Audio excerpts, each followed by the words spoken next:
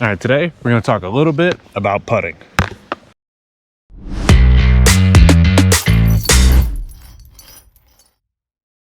All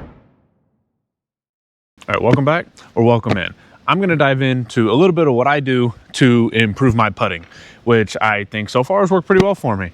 For starters, shout out to Trevor for this one from Foundation. I was watching one of his videos and he was talking about it, and it's actually helped my putting quite a bit so far.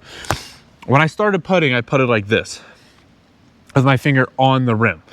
And what I didn't realize was happening is it was very much affecting my release point on my putt and how it was coming out. And it was causing a lot of inconsistencies in where my putt was going. So I shifted it to where now I keep my finger here where it goes just under the rim.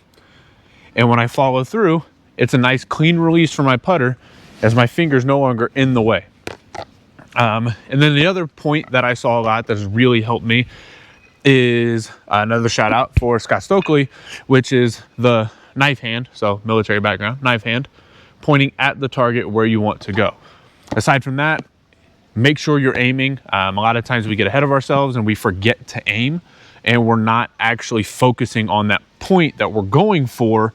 And it allows us that, or it gives us that extra bit of inconsistency that we normally wouldn't have if we were just focusing on an aiming point. So pick a chain link, something you feel comfortable aiming at, and aim at that. If you know that your disc is one that doesn't go point A to point B without a bit of fade, then pick something to, for example, if I wanted to aim at the basket, I might pick and aim at the swing set behind it, knowing my disc is gonna fade to the left. So I pick that aim point, I aim a little high, and then your follow through points at that aim point still, not at the basket. Me specifically, I tend to try to shoot my putts or throw them point A to point B. So I typically find a chain link and aim at it. If I'm a little further out, I might aim at a chain link a little, like one of the rows of chains a little bit further to the right, but ultimately it's kind of the same setup. I also recently found an app, it's called DG Putt. Not sponsored by any means. It's just something that I found that I like quite a bit.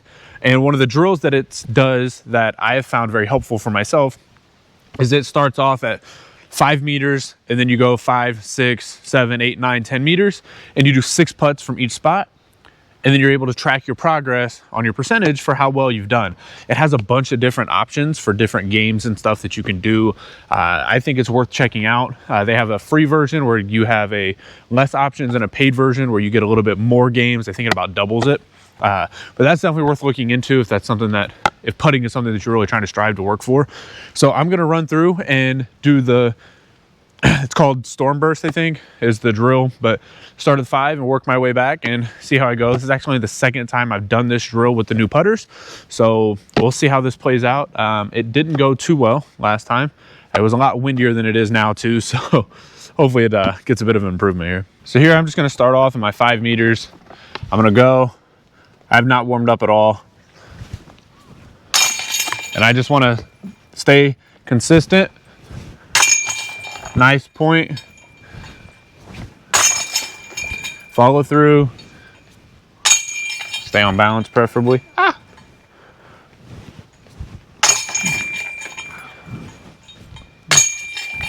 They say to hold the follow through, and that helps. It gives you that reference point where you follow through, and if you're not aiming where you wanted to and your disc goes where you actually pointed, then you get a bit more of a point of reference for what you need to work on as far as why your putt missed. Once you start doing the knife hand release, you get a better idea on why you missed the putt in the first place, which is nice. So the app has a tracking feature. You basically just put in how many you made from each spot. So I got all 6 from that distance. So now we're gonna move back to the next. So another thing that I find important when you're doing this, and Gannon Burr actually has another really good putting video that he says to make sure regardless of your miss, you make your adjustments, but your putt stays the same. And as long as you're making those minor adjustments with your aim, or maybe a little bit of your release point on how it releases, not necessarily where, then you should be okay. It's when you start making massive adjustments and changes to your putt that you run into issues.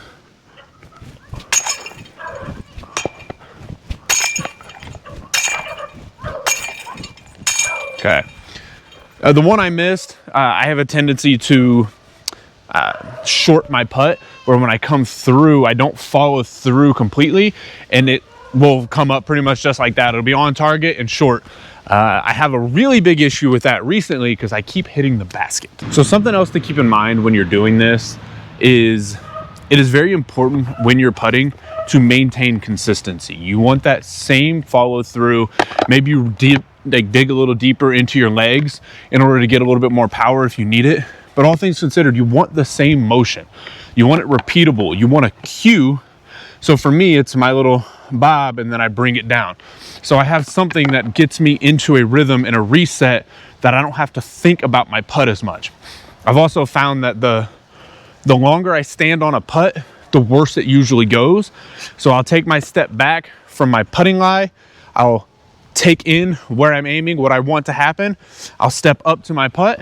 I'll acknowledge what's going on and where I want it to go, and then let it go. I try not to stand over the putt itself for more than 5 seconds or so, because then I get in my head and I miss what usually should be easy putts. So when I'm doing these, it's not exactly 6, 7, 8 meters. I step it off from my basket and do a rough estimate. So I have 8 putters that I use. I'll throw 2 on the ground and find random objects to use for the other placeholders. Like today, I took a pair of my daughter's shoes because they were sitting on the back porch.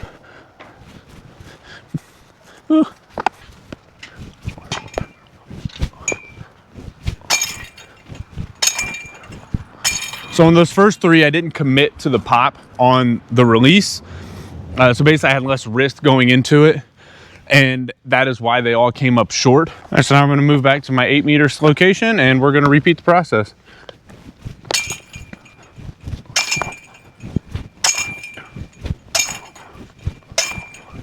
Ooh, I was bound to get one off the band with as much as I was flirting with it there. What I notice is the further back I get, the more pull I get as I try to focus on the pop. My discs will miss right more frequently than they will from close range. So that's something to try to keep aware of when you're putting. Whatever your cue is or your aim point and how you learn to adjust that, it's a little bit different for everybody. Putting is definitely one of those things that it's not a one size fits all. And what works for you ultimately is really all that matters. So getting out and practicing and getting a form that you're comfortable with, that gives you a good pop on the disc, is more important than watching and trying to copy what I do or what Gannon Buhr does, because what works for them does not necessarily mean it's going to work for you.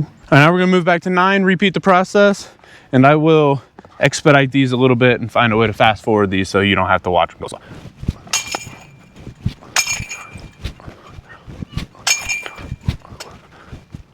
Okay, now we're putting from edge of circle. So I'll just set my other disc on the bag. I always have my 2 putters when I go to putt, so this feels very natural to me. Also, I'm pretty sure my dad hit the bottom of this cage, so now it's all tilted and slanted, and I guess that's kind of realistic because most of the courses aren't perfect, but it's kind of sad.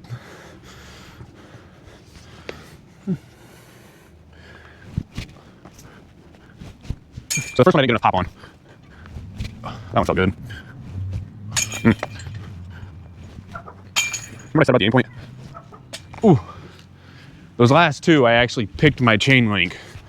The first 4, for whatever reason, not in my head, to pick the chain link. I'm telling you, it's so subtle, but so important. And it just slips out of your mind so easily with all the other priorities you have when you're trying to make a good shot or a good putt. And so after all of that, putting percentage for this was like 62%. If you round up, it's like 61.7 or something like that. But all things considered, not terrible, I don't think. Not for where I'm at in my game and what level I'm at. Obviously nowhere near professional level, but that is the big difference in them and us amateurs, is that they hit the vast majority of their C1 putts. Like, they hardly miss them. We see them miss more on coverage and stuff because they are more under pressure, but especially in these practice rounds, they'll just make them all. And it's kind of fun to watch and a bit demoralizing. But that is one of the putting drills that I will use to help improve myself. If there's other putting drills that you guys are interested in, I do have more than one that I do. Being that this is right in my backyard, I have a lot more time to get out here and just putt. I come outside, I let the kids play, do their own thing, and I come over here, putt, keep an eye on them. Occasionally they'll come over here and play with me. So if any tip or anything that I was able to do today was able to help your game, if you'd be so kind as to leave a like, subscribe. And if there's anything that you guys know that you do that works really well for you when you're putting, go ahead and leave it in the comments below. Just because this is what works for me doesn't mean it's what's going to work for you. And there's a really good chance that you guys have other insightful information that is able to help anybody that may or may not watch this video. So by all means, go ahead and do that for us, and we can help grow the sport. So from diapers to drivers, until next time.